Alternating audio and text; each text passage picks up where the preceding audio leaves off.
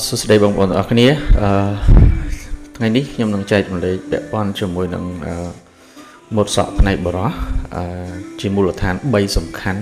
ក្នុងការបង្កើតម៉ូដសក់បាទមិនថាម៉ូដសក់ប្រភេទអីគេផ្សេងៗទេគឺការចេញពីមូលដ្ឋាន3នេះសំខាន់វាជាគ្រឹះបាទវាជាគ្រឹះក្នុងការបង្កើតម៉ូដសក់ផ្សេងៗដែលបងប្អូនបានឃើញនៅតាមបណ្ដាញសង្គមផ្សេងៗហ្នឹងបាទនេះបងប្អូនមកមើលម៉ូដសក់នេះនៅក្នុងហ្នឹងបើសិនជាយើងអត់យល់អំពីមូលដ្ឋានគ្រឹះវាទេច្បាស់លាស់ទេយើងនឹងអត់មើលបានស៊ីជម្រៅទេអញ្ចឹងណាអញ្ចឹងខ្ញុំជឿជាក់ថាវីដេអូមួយនេះសំខាន់មែនទែនសម្រាប់បងប្អូនដែលជាជាងសក់ផ្នែកបរោះឬក៏បងប្អូនដែលជាងសក់ដែលគាត់ចង់ចេះទៅលើផ្នែកបរោះដែលមានភាពច្បាស់លាស់និងលម្អិតនិងស៊ីជម្រៅបងប្អូនអាចតាមដានវីដេអូមួយនេះបានខ្ញុំនឹងចែករំលែកពាក់ព័ន្ធជាមួយ3មូលដ្ឋានដែលជារចនាសម្ព័ន្ធក្នុងការបង្កើតម៉ូដសក់មួយម៉ូដបាទនេះជាម៉ូដសក់មួយប្រភេទប៉ុន្តែម៉ូដសក់ទូទៅផ្សេងៗវាកើតចេញពី3មូលដ្ឋានហ្នឹងគេហៅថាគ្រឹះបាទដូចយើងសាងសង់ផ្ទះអញ្ចឹងយើងមានគ្រឹះដែលរឹងមាំបើសិនជាគ្រឹះយើងអត់រឹងមាំទេផ្ទះរបស់យើងសាងសង់មិនសូវជាមាំប្រហែលទេបាទអញ្ចឹងការកាត់សក់ដូចគ្នាដែរមិនខុសគ្នាពីយើងសាងសង់អគារផ្សេងៗទេគឺផ្ដើមចេញពីគ្រឹះបាទអញ្ចឹងបងប្អូនមកមើលចំណុចសំខាន់3ដែលខ្ញុំបានចែករំលែកបាទទី1បងប្អូនមកមើលផ្នែកខាងជើងសក់នេះបាទផ្នែកខាងជើងសក់នេះបាទអញ្ចឹងគ្រឹះសំខាន់នៃការបង្កើតម៉ូដសក់មួយគឺយើងមើលមានផ្នែកជើងសក់បាទបន្តមកទៀតគេហៅថាផ្នែកនៃផ្ចិតរបស់វាបាទគេហៅថាស៊ុមសក់បាទស៊ុមសក់ដែលយើងក្នុងការបង្កើតមុនគេហើយវាជាចំណុចតភ្ជាប់រវាងផ្នែកខាងជើងសក់នេះនិងផ្នែកខាងលើបាទទី3គឺផ្នែកខាងលើនេះបាទអញ្ចឹងបងប្អូនមើល3គ្រឹះសំខាន់នេះគឺផ្នែកជើងសក់ផ្នែកស៊ុមហើយនិងផ្នែកខាងលើអញ្ចឹងចំណុច3នេះបន្តភ្ជាប់គ្នាពីមួយទៅមួយបង្កើតបានម៉ូដសក់មួយម៉ូដនេះអញ្ចឹងណាបងប្អូនអញ្ចឹងបងប្អូនមកមើលមូលដ្ឋានឬក៏រូបភាពដៃយ៉ាក្រាមលម្អិតនឹងបង្ហាញទៅលើ slide បន្តទៀតបាទអញ្ចឹងនៅក្នុងនេះខ្ញុំអត់បានអានជាភាសាខ្មែរទេបើសិនជាបងប្អូនទាំងអស់គ្នាចង់លម្អិតនៅពាក្យពេចន៍ផ្សេងបងប្អូនអាចអញ្ជើញមករៀនបានជាមួយនឹងខ្ញុំនឹងមានការបង្ហាត់បង្ហាញពាក់ព័ន្ធនឹងរឿងហ្នឹងលម្អិតបន្ថែមទៀតដោយសារពេលវេលាយើងខ្លីហើយក៏ខ្ញុំអត់បានធ្វើវីដេអូវែងអនឡាញវិញដែរបាទខ្ញុំក៏នឹងប្រាប់ត្រួសទៅលើមូលដ្ឋានសង្ឃឹមថាបើសិនជាបងប្អូនជាងសក់មួយចំនួនក៏បានយល់ឬក៏បានកាត់សក់ហើយបងប្អូននឹងអាចមើលយល់នៅវីដេអូមួយនេះអញ្ចឹងសម្រាប់អ្នកថ្មីប្រហែលជារៀងពិបាកតិចព្រោះវីដេអូនេះយើងផ្ដោតសំខាន់ទៅលើបងប្អូនដែលគាត់បានចេះកាត់ចាប់ពី6ខែឡើងទៅឬក៏3ខែឡើងទៅបងប្អូនអាចមើលយល់ខ្លះណាបាទអញ្ចឹងនៅក្នុងនេះគឺមានផ្នែកនៃសក់ដែលខ្ញុំលម្អិតសម្រាប់បងប្អូនទៅលើម៉ូដសក់ដែលនៅក្នុងចំណុចនេះអញ្ចឹងណាបងប្អូនបាទហ្នឹងហើយបាទអញ្ចឹងបងប្អូនមកមើលនៅរូបដៃយ៉ាក្រាមរបស់យើងជារូបភាពសំខាន់ដែលបងប្អូនត្រូវដឹងបាទអញ្ចឹងដែលខ្ញុំបានបង្ហាញនៅលើរូបភាពហ្នឹងទី1គឺផ្នែកខាងជើងសក់នេះឬគេហៅថាផ្នែកខាងក្រោយឬក៏ផ្នែកខាងក្រោមបាទបើក្នុងភាសាកាត់សក់យើងហៅថាផ្នែកខាងជើងសក់នេះណាបងប្អូនបាទទី2ផ្នែកត្រង់ចំណុចមួយគេហៅនៅក្នុងនេះគឺទម្ងន់ឬក៏ហៅផ្ចិតនៅកន្លែងនៅមជួរកន្លែងកណ្ដាលនេះបាទដែលជាទូទៅនៅក្នុងផ្នែកហ្នឹងយើងបង្កើតស៊ុំឬក៏ប្រើគេហៅថាប្រើពុំគោលបាទស៊ុំឬក៏ពុំគោលនេះគឺជាចំណុចសំខាន់តភ្ជាប់រវាងផ្នែកខាងជើងសក់និងផ្នែកខាងលើបាទទី3គឺពាក់ព័ន្ធមួយកម្ពស់ឬក៏ហៅថាផ្នែកខាងលើបាទខាងលើក្បាលយើងនេះអញ្ចឹងមាន3សំខាន់ខ្ញុំសម្រាយយ៉ាងខ្លីទី1ផ្នែកខាងលើកណ្ដាលហើយនិងជើងសក់អញ្ចឹងចំណុច3នេះយើងបង្កើតបានម៉ូដសក់មួយដែលបងប្អូនគិតថាចង់បង្កើតម៉ូដសក់មួយជាម៉ូដសក់ប្រភេទអីបាទមិនថាសូត្រម៉ូដសក់អីផ្សេងវែងខ្លីឈូសលក្ខណៈបែប fade ឬក៏បែបមានជើងសក់ classic បែបបុរាណអីក៏ដោយគឺផ្ដើមចេញអំពីមូលដ្ឋាន3នេះបើសិនជាបងប្អូនយល់ច្បាស់អំពី3មូលដ្ឋាននេះបងប្អូននឹងចាប់ផ្ដើមយល់អំពីវិធីកាត់ហើយនឹងការ design សក់ម៉ូដសក់ដោយមានទំនុកចិត្តតែម្ដងបាទអញ្ចឹងចំណុចសំខាន់របស់វាក្នុងការបង្កើតម៉ូដសក់មួយ នៅក្នុងនេះបងប្អូនមកមើលត្រីកោណ3ដែលខ្ញុំនៅបង្ហាញនៅក្នុងចំណុចនេះបាទត្រីកោណ3បាទកន្លែងនេះក្នុងត្រីកោណធៀបសំក្នុងការរចនាបទនៃមុតសក់មួយយើងមានត្រីកោណបងប្អូនឃើញទេត្រីកោណខ្ញុំស៊ូមឲ្យទូចបន្តិចបងប្អូនឃើញទម្រង់បែបត្រីកោណនេះហើយកន្លែងទម្ងន់ឬក៏ផ្ចិតដែលបងប្អូនបានឃើញនៅត្រង់ចំណុចនេះបាទនៅត្រង់ចំណុចនេះបាទគេដាក់កំពូលខាងលើនេះបងប្អូនបាទគេដាក់កំពូលខាងលើ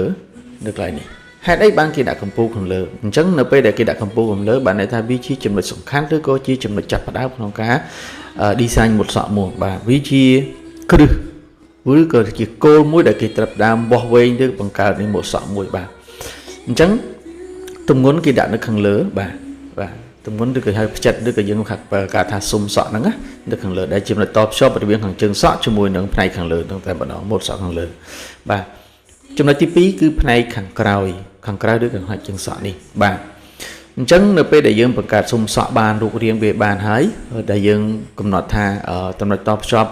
រវាងផ្នែកខាងជើងសក់និងខាងលើសក់ហ្នឹងសក់ខាងលើហ្នឹងយើង fix ទៅលើផ្នែកស៊ុំសក់នេះបាទផ្នែកខាងក្រោ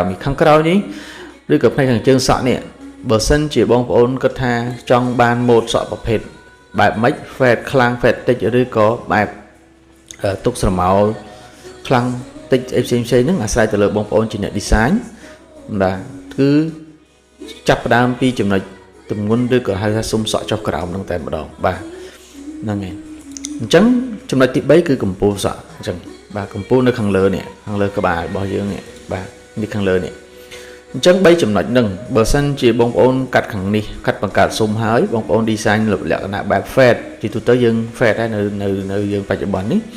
fat តាមលំដាប់លេខហ្នឹងដើម្បីឲ្យវាមានសមោលយើងគឺឬក៏ហៅមួយទៀតថាកាត់បែបចម្រេលពីចម្រេលខ្ពស់មកចម្រេលទាបអញ្ចឹងណាបន្តមកទៀត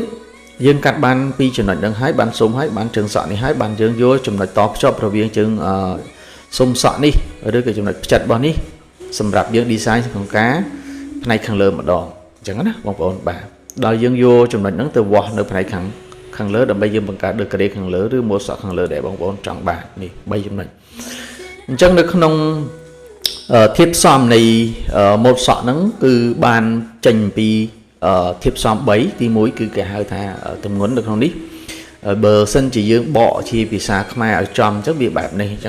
ចឹងបានថាភាសានៅក្នុងនេះវារៀងបច្ចេកទេសបន្តិចប៉ុន្តែខ្ញុំសម្រាយស្រួលស្ដាប់ដែលហៅថាស៊ុំសក់ដែលស៊ុំសក់ហ្នឹងគឺកន្លែងផ្ភ្ជាប់រវាងផ្នែកខាងក្រោមនិងផ្នែកខាងលើហ្នឹងបងប្អូនបាទ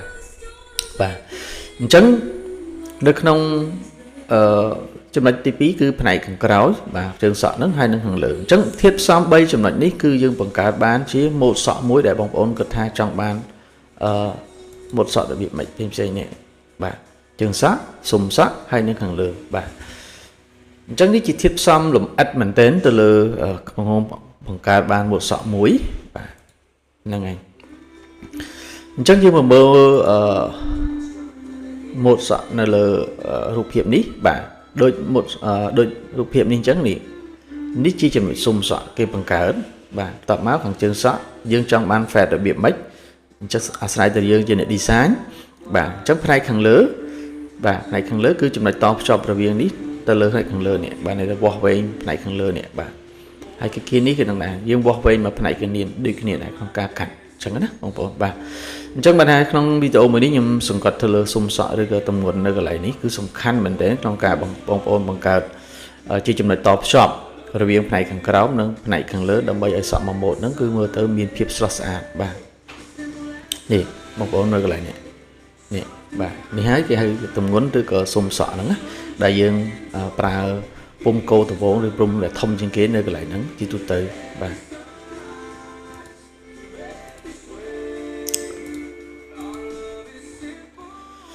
ចឹងយើងមកមើលក្នុងការតិចនិចក្នុងការកាត់បាទដំណើរការនៃការកាត់វាមានធាតុផ្សំក្នុងហ្នឹងវាមានត្រីកោណទាំងអស់ពីរត្រីកោណធំនេះបងប្អូនខ្ញុំសូមឲ្យតូចបាទទី1គឺពាក់ព័ន្ធជាមួយនឹងគ្រឹះ3នេះដែលខ្ញុំបានបង្ហាញនៅខាងដើមអញ្ចឹង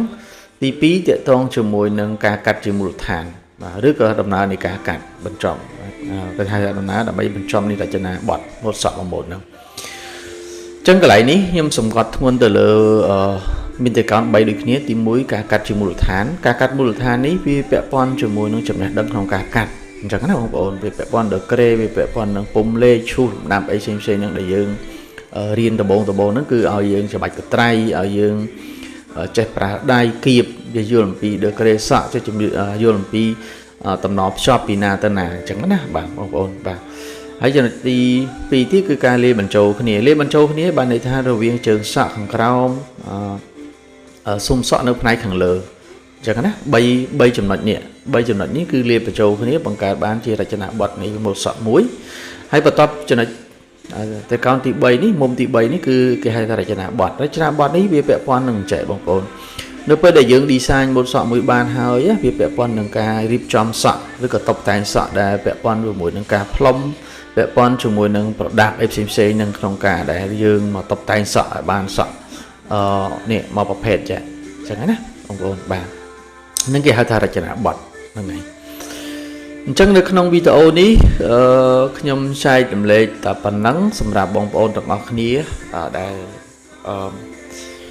ស្វែងយល់ពាក់ព័ន្ធនឹងម៉ូដសក់គ្រឹះនេះសំខាន់បាទអញ្ចឹងដោយសារពេលវេលាយើងមានកំណត់ហើយខ្ញុំចង់មកធ្វើវីដេអូវែងដែរខ្ញុំគិតថាបងប្អូនមួយចំនួនគាត់នឹងយល់ហើយបងប្អូនសម្រាប់ថ្មីរៀងពិបាកក្នុងការយល់បន្តិចប៉ុន្តែនេះជាគ្រឹះអញ្ចឹងសម្រាប់បងប្អូនដែលចង់រៀនបន្ថែមពាក់ព័ន្ធជាមួយនឹងគ្រឹះទាំងអស់នេះបងប្អូនអាចចុះឈ្មោះជាមួយនឹងខ្ញុំបានរៀងរាល់ខែខ្ញុំមានបើកវគ្គទទួលសិស្សបរិញ្ញាបត្រពាក់ព័ន្ធមួយមូលដ្ឋានគ្រឹះផ្សេងៗបាទហើយខ្ញុំជឿជាក់ថាជាងខ្លះក៏កាត់យូរឆ្នាំដែរប៉ុន្តែពាក់ព័ន្ធជាមួយនឹងគ្រឹះគឺមិនទាន់ច្បាស់លាស់ទេអញ្ចឹងសម្រាប់បងប្អូនជាងដែលគាត់កាត់ហើយខ្វះគ្រឹះបងប្អូនអាចមករៀនមួយអាទិត្យអីបានណាហ្នឹងហើយខ្ញុំជឿជាក់ថាបើសិនជាបងប្អូនកាត់ហើយបើសិនជាបងប្អូនថែមគ្រឹះទៀតបងប្អូននឹងខ្លាំងហ្មងបាទហើយលំបឿននៃការចំណេះដឹងបងប្អូនគឺលឿនជាងមុនឆ្ងាយទ្វេគុណតែម្ដងបាទអរគុណច្រើនបងប្អូនទាំងអស់គ្នាអរគុណ